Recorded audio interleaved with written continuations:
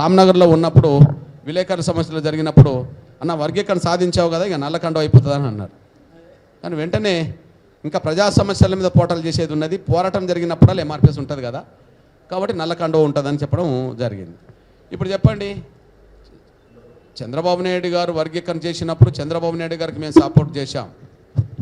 అప్పుడు చంద్రబాబు నాయుడు గారు నాకు 98లో పెద్దపల్లి పార్లమెంట్ టికెట్ ఇచ్చిండు, 99లో నాకు రాజ్యసభ ఇచ్చిండు. నిరాకరించుకున్నాం.